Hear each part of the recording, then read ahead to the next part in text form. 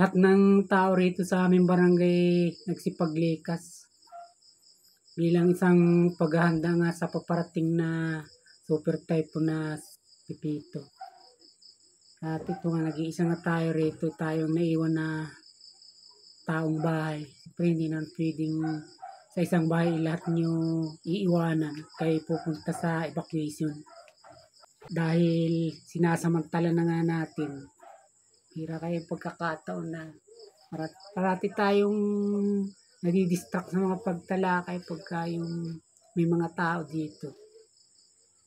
Total mainit pa rin usapan yung mga tungkol sa ating politika. Kung katulad yung nangyayari dyan, diba sa Quadcom? Parang nararamdaman natin, nakikita natin na medyo nag-iiba yung timpla ng mga congressman sa pag-attend na ni dating Pangulong Duterte sa hearing nila. At kahit sa Senado man, hindi ba bilis na bilis yung inaproban yung budget ni VP Sara, ng ating Vice Presidente. Halos 10 minuto lang, tapos na kaagad. At hindi lang malinaw kung ang naproban nga yung 2 billion mahigit o kung yung dati pa rin na tinakda ng Kongreso na 700 million mahigit. Basta ang mahalaga, nakikita natin na mukhang maaamo sila sa mga Duterte sa mga panahong ito. Kita natin doon yung mga senador nagpa-picture pa nga kay Inday Sara, kay VP Sara. Kasi isang nagsipagkamay sa kanya. Biro mo yan, oh. Ang aliwalas ng mga mukha, halos lahat ng mga senador, lahat nakangiti. At kaya natin nasasabi na tila umiiba.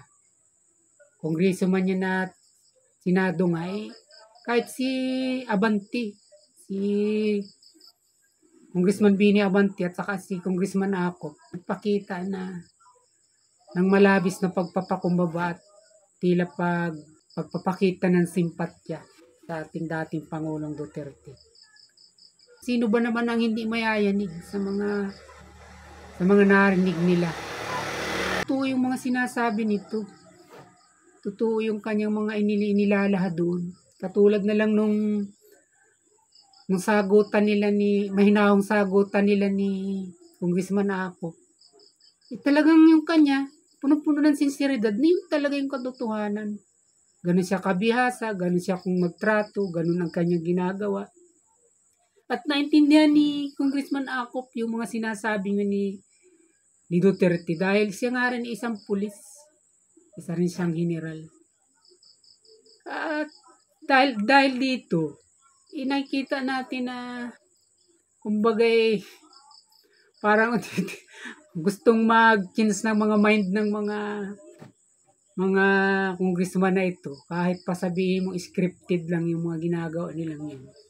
Kahit nga si Abante na pagkatapang-tapang mag-imbestiga sa kanilang mga resource person dyan, nagpakita rin siya ng pagpuri. Pinagsabihan pa nga niya si Trillanes na tungkol sa ICC kung ano raw ang kaugnayan ito sa ICC at ito ang agad-agad laging nauuna sa mga pagbabalita o kung yung mga inilalabas sa media tungkol sa ICC at sa mga kaso ni Duterte. Tinanong nga ito. At may termino nga siya dito na sinabi patungkol kay Trillanes. Talagang kung si Trillanes ay hindi makapalamong at tatalaban talaga siya. Nasabi nga niya nagsalita si Congressman Bini Abante na yung ginagawa ni Trillanes ay isang, sabi niya conniving o pakikipagsabuatan ang ginagawa ni Trillanes sa ICC. Iba nga ba at nagkaroon din tayo ng ideya na itong paglito ni Trillanes dito isang pakana ng Quadcom. Medyo gusto sigurong breakin ito ni Congressman Bini Abante na hindi nila si Trillanes talaga katatas pulong doon at pumunta lamang doon. Pero mababaw na dahilan yun para sa akin. Talagang si Trillanes may malaking papel sa Quadcom. Sa totoo lang. Kahit paanong gawin nila doon na pagbaliktad kunyari. Pero anyway, talagang tama naman na nakikita natin na nag-iba sila ng tono dito. Kaya nagpapakumbaba na parang, yun nga katulad sabi ko kanila, nag-iiba yung mindset nila bigla sa mga narinig nila sa ating dating Pangulong Duterte. Ako din naman, nakikita ko rin yung mga sinasabi ni Duterte na punong-puno talaga siya ng katotohanan dun. Talagang nasa puso niya yung sinasabi niya. Kahit mo paikot-ikutin siya, naroon talaga siya sa kanyang focus na, oo, akin yan. Lagi niyang inaako. Dahil yun talaga ang gusto niyang gawin, kaya siya naging Pangulo nga. Yun yung kanyang ipinangako sa kampanya. Yung supilin ng druga at ibinuti siya ng tao. At hanggang hindi nagbabago yung paninindigan, hindi ibig sabihin wala na siya sa kapangyarihan at ito nakakaramdam siya ng panggigipit. Isang uri ng panggigipit ito kung isipin niyo, di ba? Dapat hinahayaan na lang yun at siya nga ay retirado na, tapos ito halos magdamag maghapon na talagang pinapahirapan hindi lang yung kanyang katawan kundi yung isipan niya. Kikita natin na nagbablock talaga yung mananda. Nag-aapuhap yung isip niya. Biro mo naman mga tanong ng mga kongresistang yun puro sariwa pag ibabato sa kanya dahil nagpapalitan. Pag yung isa nagtatanong, pakikinig lang yung isa. Pag nakasilip ng butas yun, saka naman magtatanong ulit. Yung bagay talagang kasadong-kasado ang bawat tanong na binibig ka sa kanya o sinasabi sa kanya. Yung tanong si Duterte, impronto. Pag tinanong mo, bagamat medyo nahihinto siya, katulad sabi ko, nabablock. Pero dire-diretso siya, wala siyang script na hawak. Itong mga quadcom na ito, at magagaling, matatalino, puro may mga binabasa. At nakikita natin sa binabasa nila ay isa. Ito yung mga inilantad ni Trillanes noong pang 2017 sa hearing sa Senado. Senador pa kaya ito noon. Yun din yung mga script na pinagbabasa, kaya lang din medyo dinadagdagan nila, nagkakaroon ng mga sariling mga pag-i-elaborate dun sa mga tanong, dun sa mga pangyayari na hawak-hawak nila, yung binabasa nila. Siyempre, palibasa nga marurunong din ito. Medyo rin silang mayroong mga paligoy-ligoy. Pero isa't binabagsakan, yun lang din. Kung ano yung mga sinabi nila sa kanya sa doon, na nung lumantad ito noong 2017, yun din yung mga nilalabas doon at wala sila ibang sangkalan, ito yung sinabi nila sa kanya. Talagang hearsay, puro ganun. Wala naman talaga silang kaalam, kaya naman pag sila minsan binara ni Duterte, hindi na sila nakakasagot, talagang doon lang sa binabasa nila yung alam nila Pagka wala na sa binabasa nila, nakanganga. Pagka binara na ni Duterte, mga nakatitig na lang sa kanya yung kunyari may maangas at magagaling magtanong.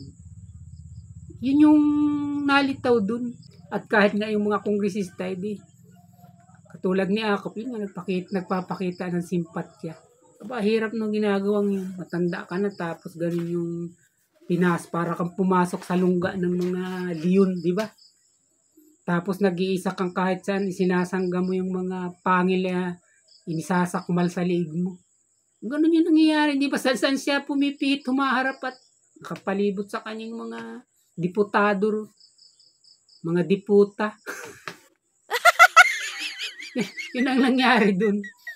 At itong buod na ito, kahit kanino man ako makapanood, makakita o makarinig sa mga political analyst, mga sikat man, mahuhusay man, o medyo baguhan pa lang, itong quadcom hearing na ito, iisa lang ang pinangyayarihan nito. Kahit abogado po man ang magsabi ng mga vloggers, kahit hindi pro Duterte, na yung quadcom na yun, iisa lang ang hangarin talaga. Katulad din ng mga sinasabi ko noon. Sirain lang yung Duterte. Hindi naman sabihin mo gustong ikulong. Basta sirain lang sa publiko na isang masamang tao. Pag yung nabigkas na nila sa hearing na si Duterte na ibaon nila na masamang tao, sapat na yun. Kaya kahit sabihin ni Duterte na i-file lang siya ng kaso kung talaga may ebidensya na. Hindi naman ginagawa. Ay dahil hindi naman talaga obra yun. Puro hearsay yun. Pwede ba ito po yung sinabi nila sa kanya, ganyan. O at sasapat ba yung pag-amin niyang yun? Hindi sasapat yun. Wala naman siyang tinutukoy na pinatay niya. Ay pwede ba yun na, katulad ko, sabihin ko na, ako 5 pinatay ko, 10 pinatay ko. O pwede bang idimanda yung tao? Sino pinatay mo? O wala naman siyang pinapangalanan, di ba? Kaya nga pag yung tinatanong siya ng mga kongresista doon, na yung mga specific na, ang nangyayari, nagdi-deny na siya. Siyempre, strategy niya yun. Abogado yan, di ba? Pero yung mga pag-amin, alam niya, lulusot siya doon. Kaya, obra ba yun? Sige, demandan niyo ako. Wala naman nagreklamo. Talagang sarap-harapan na pinatay siya o nagkatistigo na pinatay niya yung tao. Kaya si Duterte, puno-puno talaga ng dunong sa katotohanan lang. Ganun lang siya kung titingnan mo, palamura. Pero hindi natin alam na puno-puno siya ng karga sa isip niya. Palibasa nga siya, ang tao kayang ganyan, sa totoo lang. Pwede ang maging masama, maging masama at pwede rin yung maging mabuti at pwedeng maging mabuting tao. Ayun ang mahirap papilin dahil kung ang isang tao mabait lang, hanggang doon ka lang. Pero kung ang isang tao ganun yung nagiging karakter mo, talagang magiging malawak ang pag-iisip mo dahil nakakaya mong lahat pasukan, nakakaya mong lahat labasan, nakakaya mong lahat makasalamuha, mababa man yan o mataas. Ganun ang karakter ni Duterte. Kaya sa mga pagdinig na napapanood ko, pira pa nitong naging presidente siya, mas parang napapabilib din ako sa tao na ito. Nag-iisa talaga si Duterte. At talagang kahit sa ibang bansa man o kahit sa hinaharap, hindi ka mahihiyang ikwento ang buhay niya kung sakali wala na si Duterte. Hindi ka mahihiyang ikwento sa mga kabataan na may pangulo minsan na naglitaw sa Pilipinas na katulad ng taong ito. Rodrigo Roa Duterte.